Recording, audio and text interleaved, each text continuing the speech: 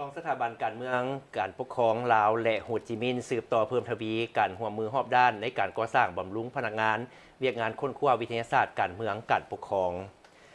ในตอนบ่ายของวันที่ 4 สิงหาคม 2026 ที่สถาบันการเมืองและการปกครองแห่งชาติได้มีการพบปะสองฝ่ายระหว่างสหายปริญญาเอกอนุภาพตุนาลม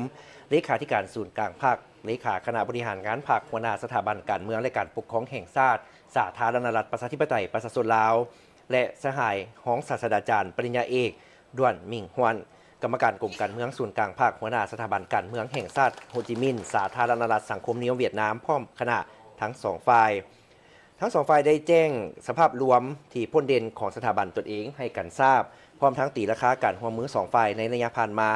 ซึ่ง2สถาบันได้เพิ่มทวีการแลกเปลี่ยนบทเรียนด้านวิชาการ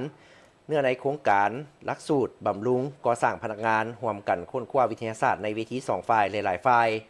ในต่อหน้า2สถาบันจะสุ่มใส่ร่วมมือหลักซึ่งในการจัดตั้งผันขยายเนื่องใน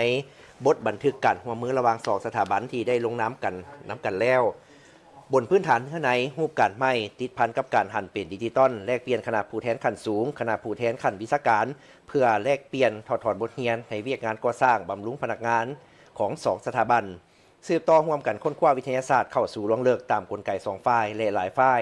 เสนอให้2สถาบันร่วมกันสร้างเป็นโครงการค้นคว้าเก็บกำและเฮียงเอกสารเกี่ยวกับประธานไก่สอนพรหมวิหารสืบต่อแลกเปลี่ยนบทเรียนการก่อสร้างบำรุงพนักงานในการสภาพใหม่ในสภาพการใหม่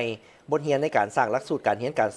สอนโดยติดพันกับการหันเอาเนื้อในจิตใจมติกองประชุมใหญ่ของพรรคเข้ามาหมุนใส่ในเนื้อในการซิดสอนอยู่โรงเรียนพรรคสืบต่อเวียกงานโครงการก่อสร้างสถาบันภาคใต้ให้ได้ลงมือจะตั้งปฏิบัติโดยไวและในปี2027ที่จะมาถึงนี้เป็นปีสามัคคีใหญ่เซ็นวันเซ็นสนธิสัญญามิตรภาพและการร่วมมือลาวเวียดนามครบรอบ50 ปีวันสร้างตั้งสายพันธ์การทูตลาวเวียดนามครบรอบ65 ปีเห็นว่า2สถาบันจะมีการสร้างกิจกรรมร่วมกันเพื่อเป็นการเฉลิมฉลองให้แก่วันสำคัญดังกล่าว